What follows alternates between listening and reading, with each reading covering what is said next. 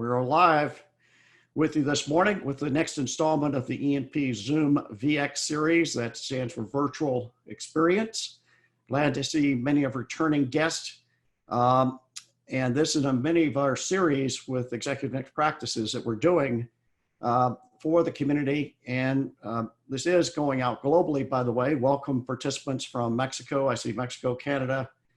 We've had people from Europe. So again, welcome to this global and national audience. Glad to have you with us this morning again. We've got three returning champions to take us through advanced business development strategies this morning. Let me just take you through just a quick overview here of what we're going through. And we'll go like this. All right. So those of you who are aware, you should be seeing my screen now. Are we getting that? Excellent. Let me just take you through a little introduction here. For those of you who are new to our series and to Executive Next Practice Institute, the Institute, which is co-located at University of California, Irvine, Beale Applied Innovation, it's been around now for 11 years plus. It is a nationwide and global consortium of C-suite and key decision makers from all industry sectors, representing the decision makers from enterprise level companies, usually north of 5 million in revenue and up. I'd say the midpoint is about 100 million in revenue per year for many of our members and guests. We first look at what's happening in the marketplace. And that is, we try to be one step ahead of you, one step ahead of the audience in terms of what is happening. And that is never more true than today with what's going on in the current crisis. It's an evolving situation, and it's one where we have to stay on our toes and be able to move and adapt quickly. So now more than ever, we need to be having these kind of sessions to stay ahead of what the game is doing. Our events are manifested itself in workshops, in live events, and we are returning to live events soon.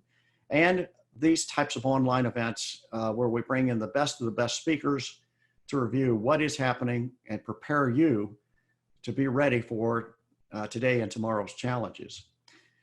This is also sponsored by our Next Work Strategy Division. If you want to think McKinsey for enterprise, this is a similar type of firm in that we provide strategy, innovation programs, organization alignment, and these kind of growth and scale solutions for enterprise level businesses. You see a few pictures of our recent workout sessions we've had with clients. So thank you, NextWorks, to our vision division there. A couple of quick announcements about what's coming up at E&P before we get to our panel. Number one, next Tuesday morning, complimentary session, 8 a.m. Pacific time, 11 a.m. East Coast time. I'm interviewing Rita McGrath, the author of Seeing Around Corners. Rita is a well-known expert out of Columbia University. She worked with Clayton Christensen, author of The Innovator's Dilemma and many other books. Rita wrote this book in November of last year. You would have sworn she wrote it last week in relation to what we're going through. So you're going to find that a fascinating interview with Rita next Tuesday morning, the 14th. Also upcoming on Thursday of next week is our remote team session with Kimberly Lane and Louise Keefe, who are going to be taking us through what it takes to run a successful remote team. And they've got some terrific information, terrific exercises, terrific case studies to take you through. Again, complimentary event, just register at enpinstitute.com events. Let's talk about current business environment. Let me just set the stage this way. One, obviously the past 24 days or so, 30 days or so, all business leaders have been very concerned about their people, their financial situation, their burn rates, having to lay people off, concerned about maintaining capital sources, and planning a way forward in the midst of all of that. We know that's the current environment. The system is, I wouldn't call it a state of shock, but now we're into this state of acceptance where we've got to be employing some strategies that reflect this new world. It also calls, since we're talking about sales and business development, this calls for us to be extremely sensitive when we're approaching clients, customers, and each other about what people need in terms of partnership, advice, and support versus what we're trying to sell. So now more than ever, it's never been a great case to go out there and try to pitch.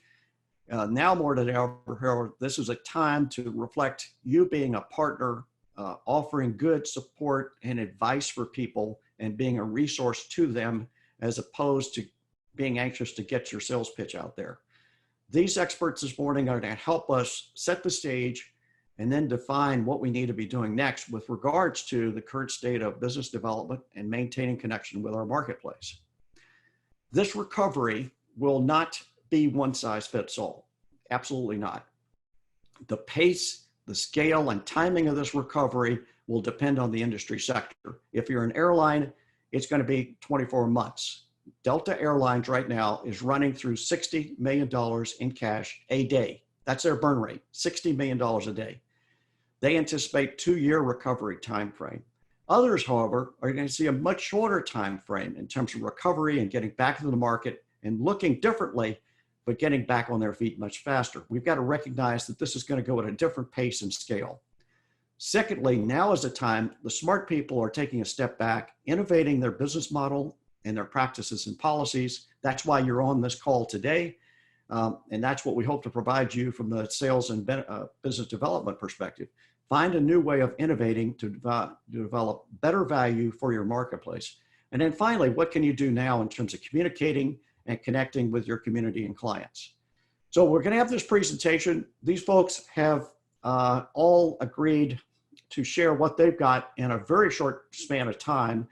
Each one of these speakers could spend the whole day with us in terms of the quality and quantity of content that they have, but we've asked them to shorten it down to give you the best of their best, and then we'll have some opportunities to Q&A. So use the Zoom chat feature at the bottom of your screen to type in your questions, and we'll be addressing those at the conclusion of the presentations.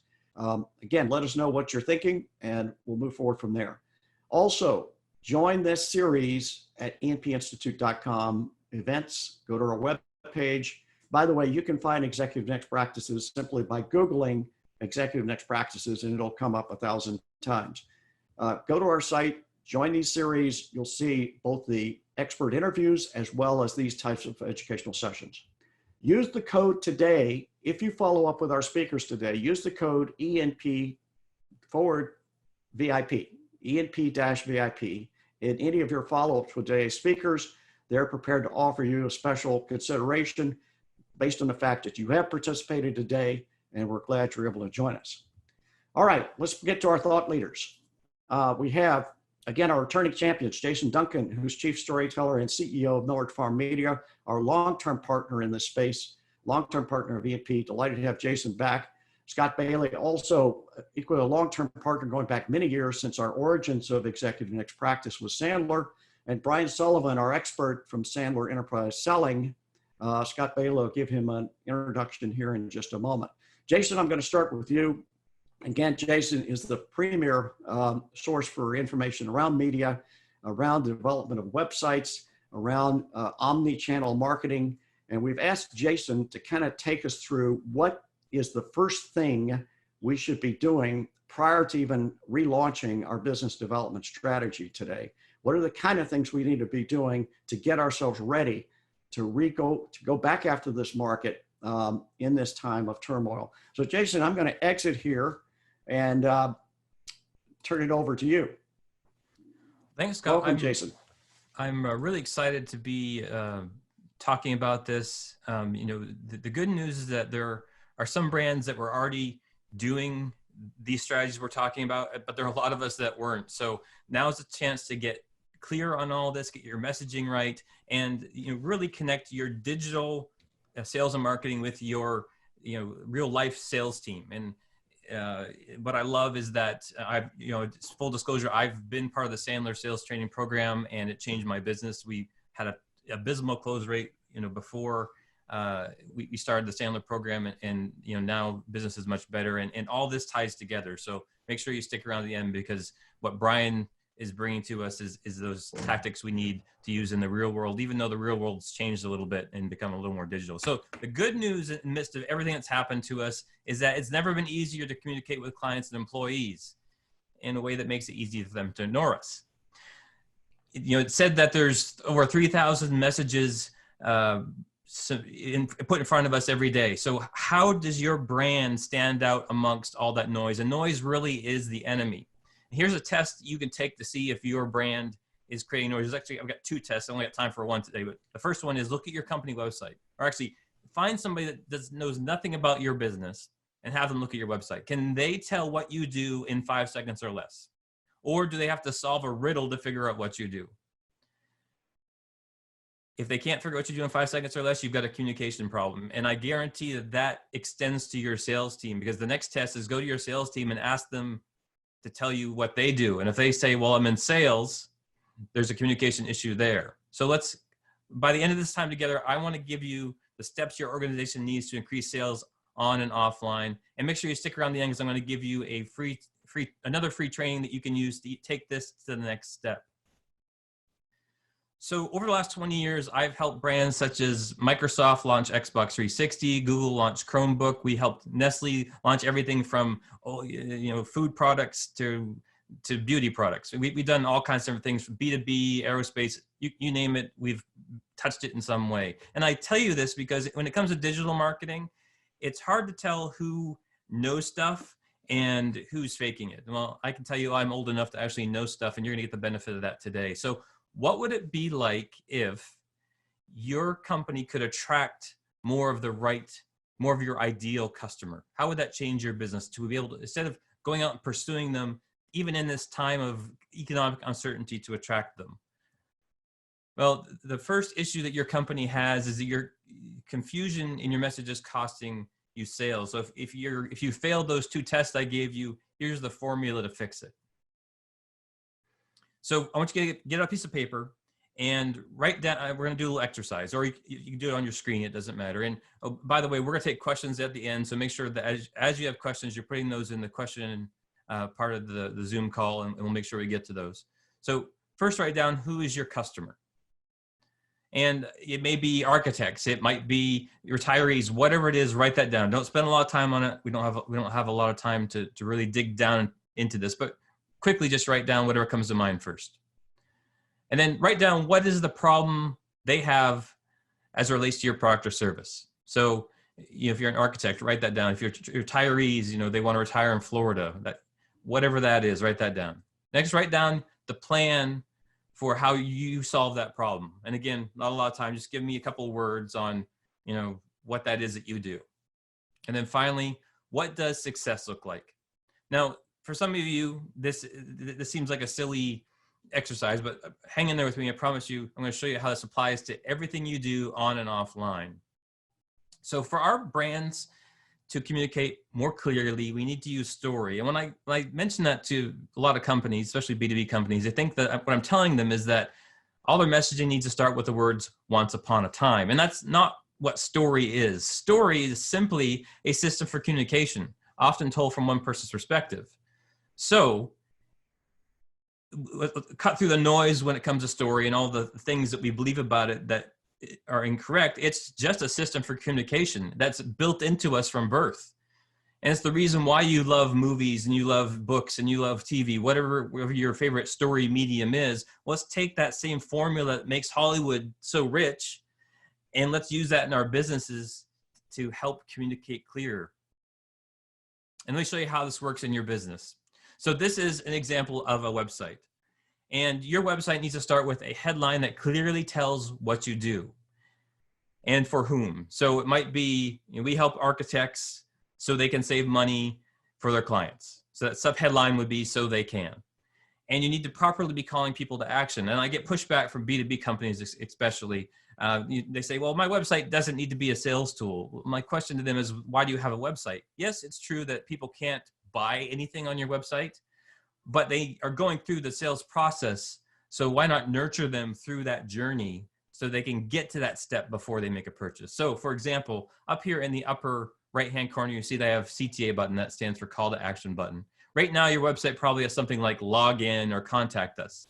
That's a missed opportunity. This is the most valuable real estate on your website.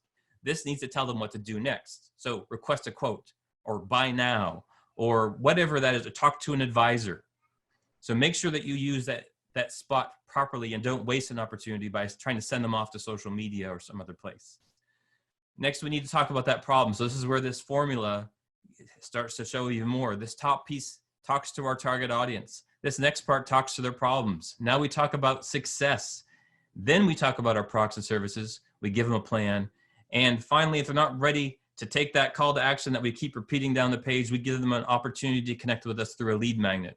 This is what your sales team does anyway, right? Your sales team goes out and they nurture prospects through phone calls, through emails, by dropping stuff off, by meeting with them. Well, the lead magnet is that leave behind that your sales team was already giving out. It's just now it's online so we can nurture them via email. Your email list is your most valuable connection next to whatever your sales team is doing, because there's a lot of bad press about email, and it's not warranted. Email is still a very valuable tool when used properly. So here's an example of a company that implemented this. Now you can see obvious design changes, but you can also see how we help them get clear on their messaging and talk about, their headline and their problem and the solution, and how that's different from where they were before. Before it was a big faceless company, and now we've given that company a face, and we've given them something. If you were to scroll down this page, remove this box, subscribe to our email listing, which no one ever did. I mean, like I said, I've been in business 20 years and we had one of these for a long time. And one person in all the years we had that box signed up and they were trying to sell me something. So let's apply this formula to our email list. Again, problem solution. How many of you just this morning got an email from a company that said, our newsletter for April 2020? That's not an email you want to open. The email needs to have a subject that gets them to open that. And that formula works again, needs to focus on a problem or something that they need. And this formula, this problem solution formula I'm showing you, this is how we're going to succeed through this economic crisis, but it also extends, it's how we should have been doing things all along. And then the next sentence, the first sentence, your email needs to get them to read the next sentence. And it goes in that problem solution formula that I showed you earlier. This works for your sales emails and your internal communications as well. Let's take that same thing and apply it to video. So your ideal customer has a problem. You give them a plan that ends in success. You build credibility through testimonials and you call them to action. Let's take it the same thing and move it to social media. So when it comes to social media, we have to break our posts into 3 categories. But the first thing you need to change is your mindset. You need to come at social media as a servant. Your business exists because either you solve a problem or you bring some kind of pleasure. So Ferrari, they're a luxury brand. They bring pleasure to their buyer. Most of us exist to solve a problem. So get clear on that problem and figure out how you can nurture people by helping them figure out either how they or you can solve that problem through a series of posts. So here are the 3 types of social media posts you should be using. You need to make sure you're serving. So this could be thought leadership content like we're doing now. This could be, how-to. It could be all different kinds of things that provides value to your audience. But then you also need to have share content. Share content is more the human side of your business. So Scott later on, EMP could post a message that said, hey, we had a great webinar. There's no thought leadership in the fact that they had a great webinar, but it's showing that what they're doing and how they're moving forward in these times. And it's reminding people that EMP is there. This would also be a good spot to share birthdays or some of those other things. You can't have too much share content. If you're going to OD on a certain type of content, serve content is the best kind to focus on. But you need that share content that bring that human element into it. And then finally, you need to sell. And we've all seen brands that all they do is sell.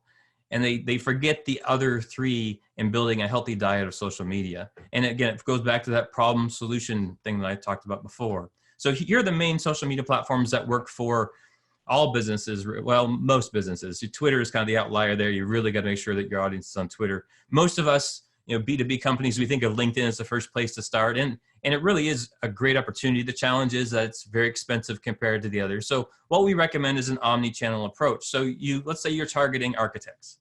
You start by targeting architects by job title on LinkedIn. Great idea. But again, very expensive per click.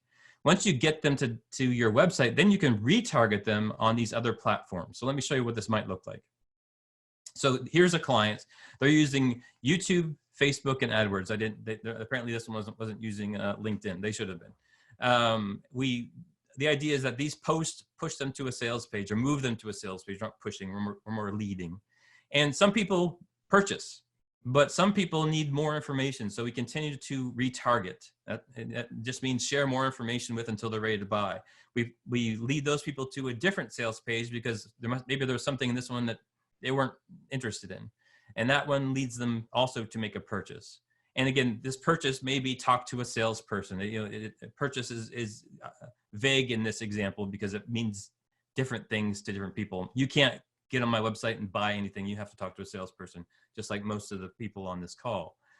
And this retargeting can churn and keep going back and forth until they're ready to make a purchase. Some people won't, and that's okay because they weren't qualified to buy.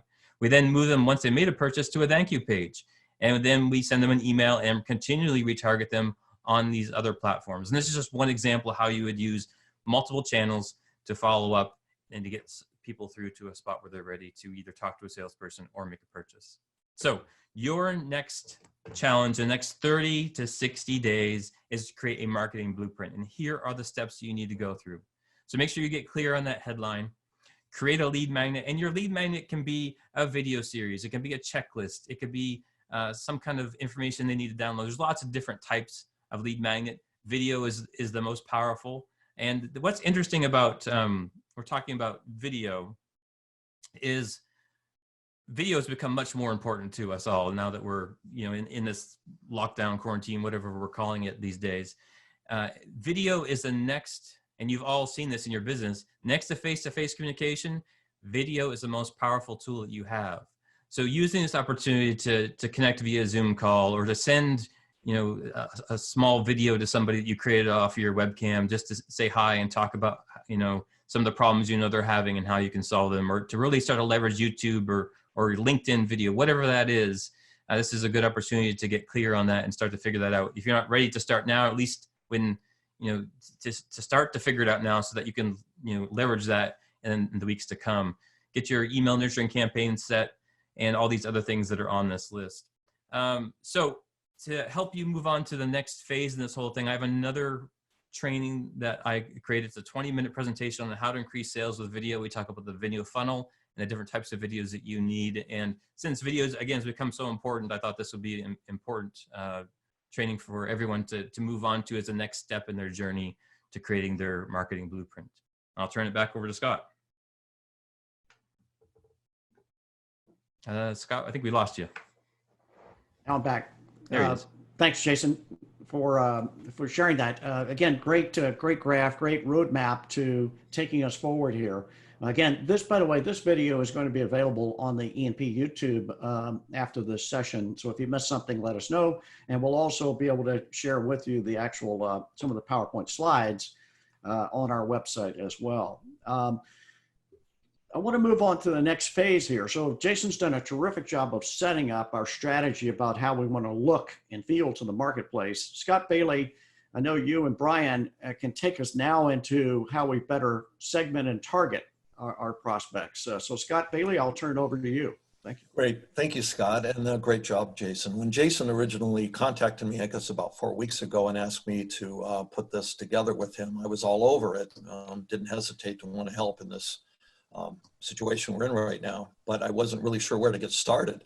Sandler training is rich with content. And I remembered that we have a separate program called the Sandler Enterprise Selling Program. And I was able to secure the assistance of Brian Sullivan, who's the vice president of Sandler Enterprise Selling. And he's going to talk to us about something called CARE, K-A-R-E. So I'm just going to hand it off to Brian and let him take it from here. And I think you'll really enjoy and get a lot out of what Brian has to tell us today. Thanks.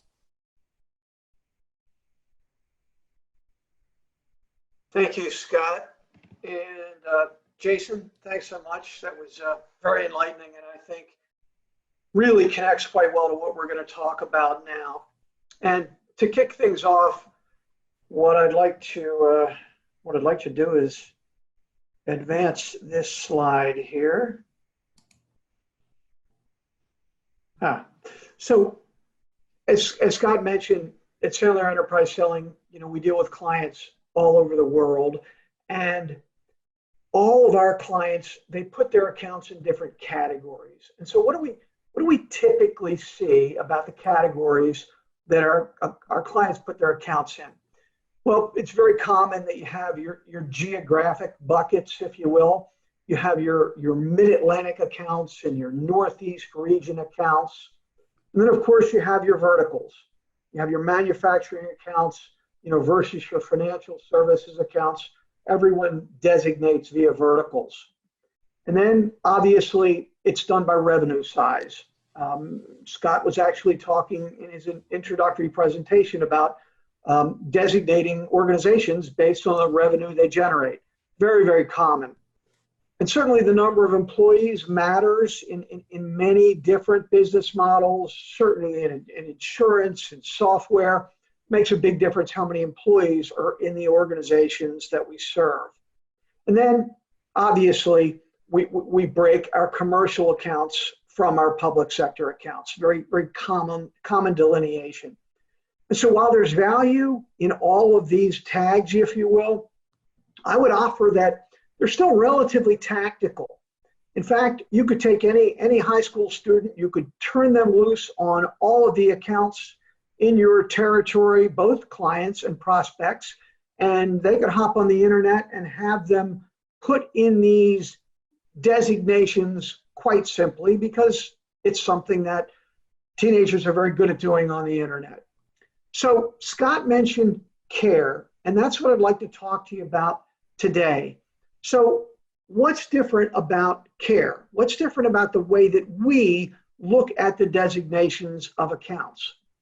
What care does, care breaks accounts into designations based not on tactical tags, but based on the traits and tendencies of the accounts. And this is done via this acronym, KARE. We have keep accounts, attain accounts, recapture accounts, and expand accounts.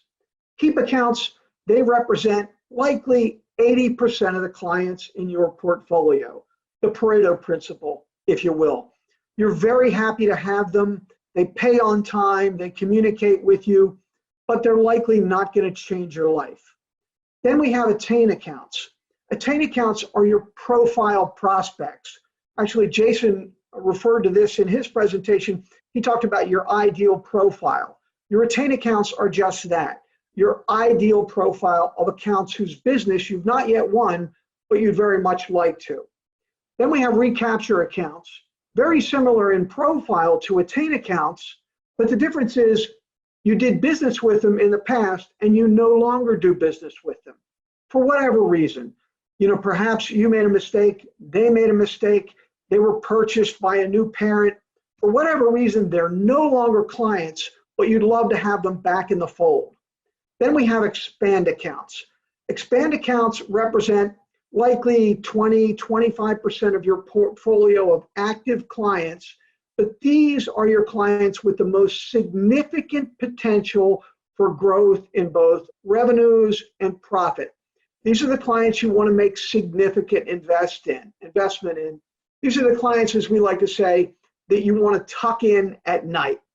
So this focus on traits and tendencies, it's very similar for those of you who are likely familiar with behavioral profiling, what's done with DISC or Myers-Briggs. You know that we see great advantage to knowing not only that someone we're dealing with is from the West Coast or the East Coast, or that they're a liberal or they're a conservative or that they're a baseball fan or a football fan. We need to understand their traits and tendencies to increase the likelihood of successful communication with them. CARE is the behavioral profiling process for accounts, just as DISC and Myers-Briggs are for individuals.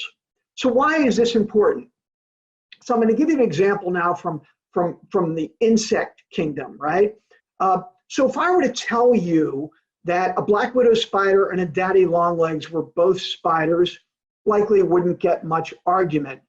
And also, if I would tell you that a king cobra and a garden snake were both snakes, I'd get a nod of the head. But I would offer to you that the black widow spider and the king cobra have much more in common than the black widow does, for example, with the daddy longlegs. Why? because they are killers. And understanding that issue, that trait, that tendency earns you the right to take action as a result of understanding that. And the action you would likely take is to get away as quickly as you could. Then I'll give you a kind of a kitchen analogy. And if I were at Scott Bailey's house last night and Scott and I were, preparing a meal, and Scott were to say, Brian, would you grab me a fork? I would say, Scott, I'm sorry, where are they? Scott would say, over there in the silverware drawer. I'd go to the silverware drawer, grab a fork, hand it to Scott, and life is good. And 5 minutes later, he'd say, Brian, would you grab me a spoon? I'd go to the silverware drawer, I'd bring it to Scott, we'd be able to proceed. Now, why was I able to know where the spoon was? I mean, obviously, I saw it 5 minutes ago, but the point is that the forks and the spoons, they share the same traits and tendencies, so they live in the same place. Now, although this would never be the case at Scott Bailey's house, you might know some people where if you look in their silverware drawer, you might just see that there was some crusty silverware in there, maybe a little dirty. And if that were the case, you could pick up that plastic bucket of silverware in the silverware drawer, walk it over to the dishwasher, drop them into the little plastic containers, load in the soap, press the button, and voila. 55 minutes later, you'd have bright, shining utensils. Now, you were able to do that because all of that silverware, they shared the same traits and tendencies. So you could take common actions to clean them all.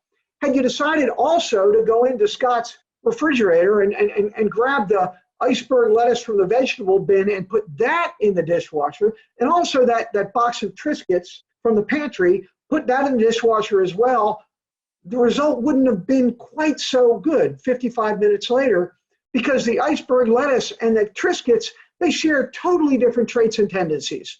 Now, I'm going to tell you more about that in a minute about accounts, but the other piece of this is think about team strengths. Think about having your accounts broken into those categories. And if I'm working with Scott Hamilton and he's on my sales team, and Scott Hamilton is an incredible hunter. He's a predator of the first order. You turn him loose on prospects you've never done business with, Scott will go out and win the business and bring it back home. If that were the case, you'd likely want to fill Scott Hamilton's territory with attain accounts and recapture accounts. Now you have Jason on your selling team. Jason, on the other hand, he might be an account manager of the first order. Give Jason an account that has been won, and he will use his incredible farming skills to see to it that that account grows and blossoms over time. The point is, you can't do any of that. You haven't earned the right to do that until you clearly understand the traits and tendencies of your accounts. Then there's common language. And we all use team selling, don't we? And when we're going after accounts and trying to win their business and serve them, it's really helpful within the organization to be able to have a common language. If you're referring to a specific account and you're talking to one of your colleagues and you say, yeah, it's an LA-based insurance company. They're in the commercial insurance space. They have 500 employees, and your colleague stops you and says, hold on, what's the care profile? Say, sorry, it's an attain account. And your colleague says, great, go ahead. So that common language gives you a lexicon that builds clarity throughout the organization. Let's think about this for just a moment before I walk into care completely and give you a couple examples of what's happening right now with care and some accounts that we work with very closely.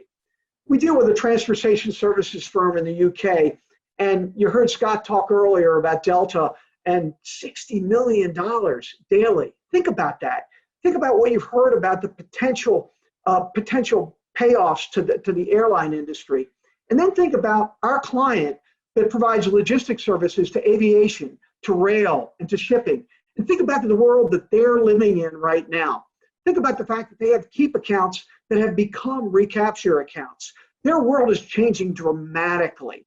And then think about a health and wellness services firm we have in Chicago. And this firm has built their capabilities by providing health and wellness services to law enforcement agencies, specifically to first responders, and a little bit to the military. And they've built a real core competency in that arena. All of a sudden, they have huge opportunity where with healthcare workers, with doctors, with nurses, with nursing homes, because all of a sudden, these folks who were heroes before are clearly recognized as heroes now. So our health and wellness services firm, their world has changed dramatically.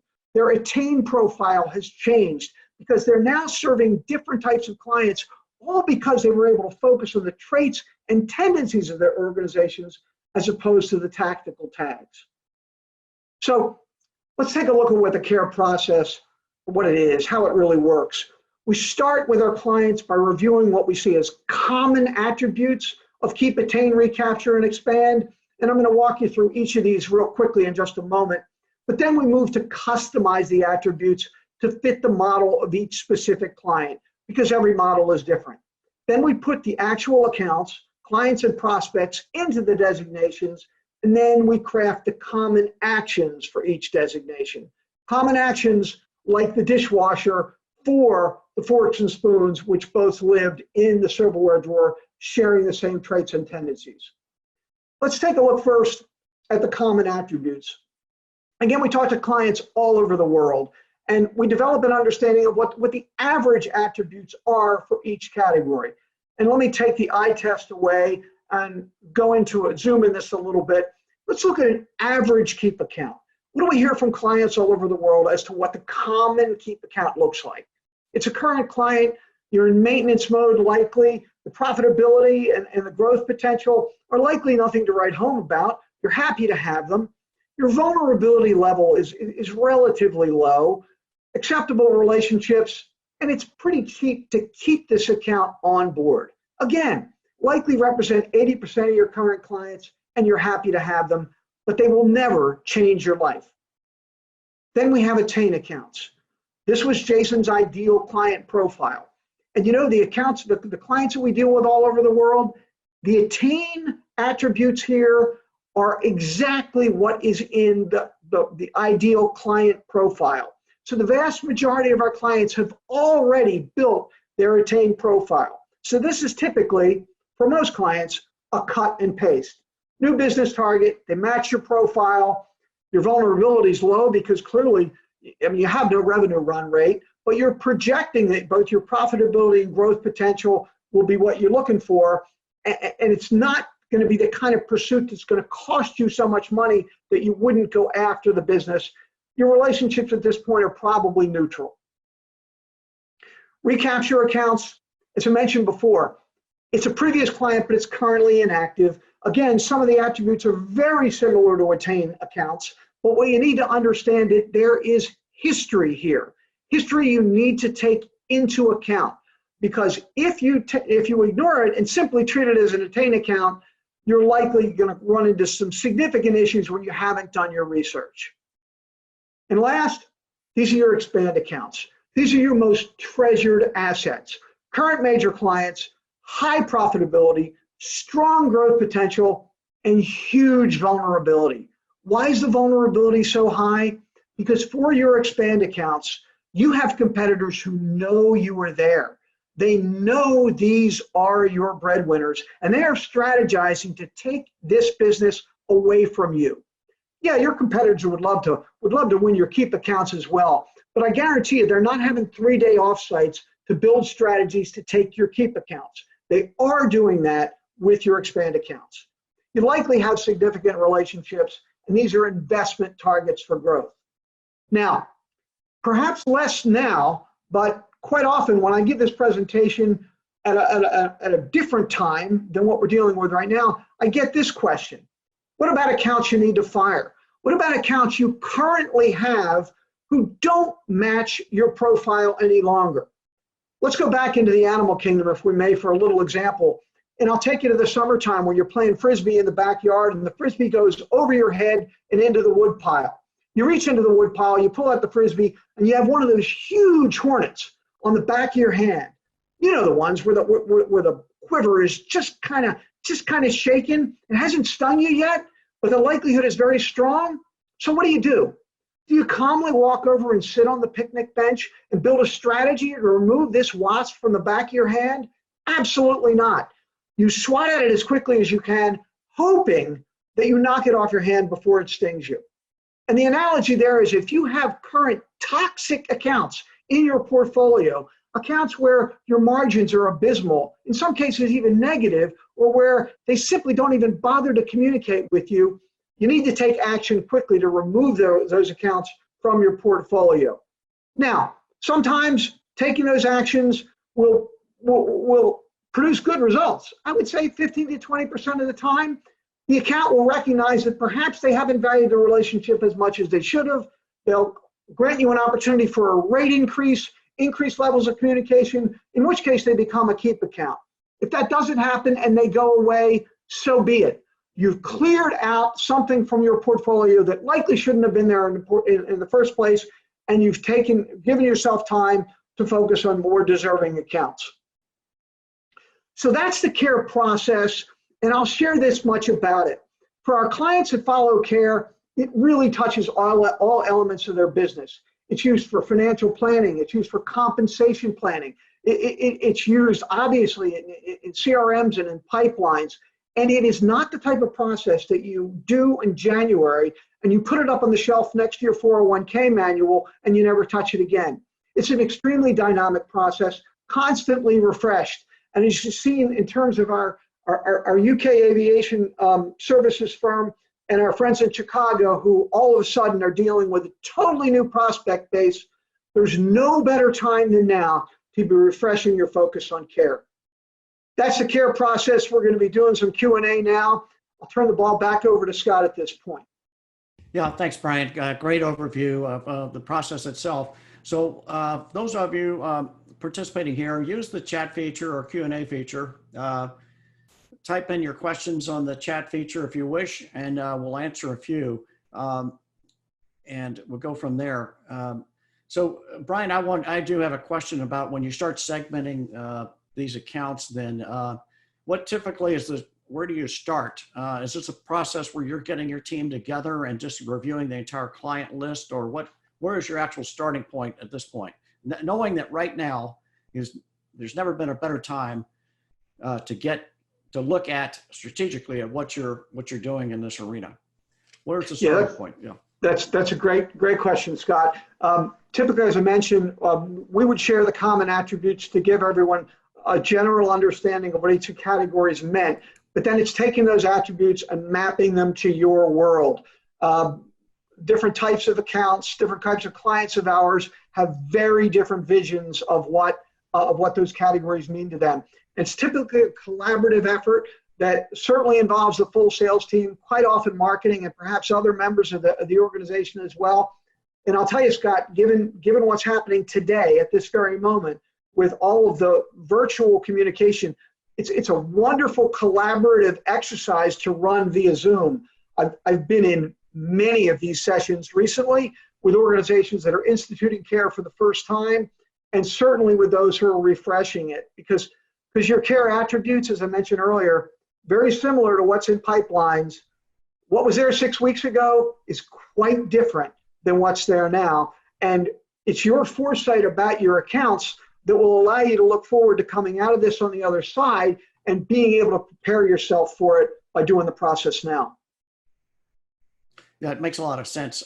Again, particularly since we anticipate another 30, 60 days where we can actually have some time on our hands to really do this kind of dissection. Jason, a quick question for you that's coming in on, again, kind of related to this. What's the starting point for that analysis of the website? You've given us a model and then how it relates to this omni-channel marketing approach. Where's the starting point for this? It starts with, I tell people, go to your sales team and ask them, what are the problems that people are identifying that they have? And use that to start to shape your headline. And that becomes your purpose statement. That becomes your elevator pitch. And that starts to focus you in on and remind you why you exist. You exist to solve a problem, maybe one, maybe more. That is where your messaging should be, because that's what people care the most about. They don't care about your company. They care about knowing that they found somebody that can solve their problem. Yeah, I think that's great advice. Got a question here also. Maybe this is perhaps afterwards. can you share some email examples of people that have done the follow-ups and done the thank yous? And perhaps we'll build that into this presentation we put up on online. But if you can share some specific example emails, you want to just kind of do that verbally in terms of what the follow-up looks like, in terms of the thank you or a follow-up to a campaign? Yeah, so the best example I've seen are actually from the restaurant Famous Dave's. This is restaurants have had to figure out how to pivot, right? We can't go, depending on what state you're in, you can't go sit down at a restaurant. Actually, I don't believe any states are allowing that right now. So what Famous Dave's did was they quickly rallied around what could they do with what they had. So instead of telling me that they cared about me, they showed me. And that's always what this is about. This is showing people how you solve their problems. So Famous Dave's knew that we needed food, but they also, and that we loved their food, but they also know that we needed toilet paper and other things that they were currently getting from their suppliers. So they now offer a package where you can get their ribs and you can get toilet paper and you can get, all these other things you deliver to your home through whatever means or pick it up at the curb. And that's a great example of a company that pivoted to solve my problem they knew I had, even though it was really, toilet paper. I never went to Famous Dave's or toilet paper, but it's a great example of what can be done. And there's countless other businesses that have done it right. It's easy to find the companies that are doing it wrong, right? Again, like I said, you probably have at least 5 emails you got today that say our newsletter for this week, use those as example of what not to do. Look for the ones that that go beyond that to really help you identify problems. It's going beyond the "we care for you" emails that we all got a couple weeks ago, because those companies we hadn't heard from in months. But figuring out what are the problems that we can solve and letting people know that we understand what they're going through. Yeah. One other quick question. This is for Scott Bailey. Scott, you are notorious for holding these sales boot camps with people, and that's generally a live session, right? It's pretty intense. How has your firm pivoted from going from those live events to quickly engaging both clients and your own internal team, leveraging new tools? Well, that's a great question. We're still doing live in the room training, just not out of our office. We're going to clients right now. In fact, I just did a 2-day boot camp at a private client up in Norwalk in the food distribution business yesterday. I go to them now. And then the follow-on training, which we call mastery, is all done via Zoom, and we're not going back to in the room training for the ongoing piece anymore.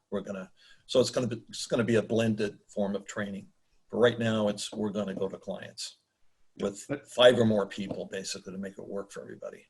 This is a great time for training. I mean, people can't use the excuse that they don't have time right now.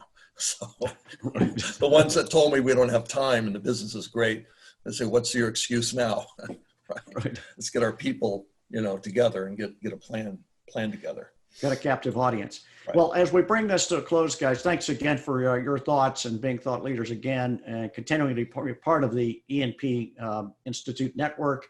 I want to give our participants just a couple of ways forward here again, and looking at it this way. The ways to get involved with us, again, continue to send us questions to us via the E&P Institute site. We will be sharing these slides on the E&P site following this session. We'll also have this video on the E&P YouTube. So please subscribe to the E&P. Just go to YouTube and look up E&P Forums and subscribe to our videos. You'll see several hundred videos there, and all across all topics across all industry sectors. And continue to join us at these events that we'll have several times a month. We encourage you to join as a member. We will be getting back to the live events, as the 3 thought leaders here know, and having people in the room as well as live streaming. As a member, of course, you can attend everything, all sites, all locations, live and destination, for one charge. And that will cover you right now through June of 2021. So again, thank you, thought leaders, for being with us. Thank you all for joining us online, and see you all next Tuesday for our interview with Rita McGrath. Thanks all. Have a great weekend.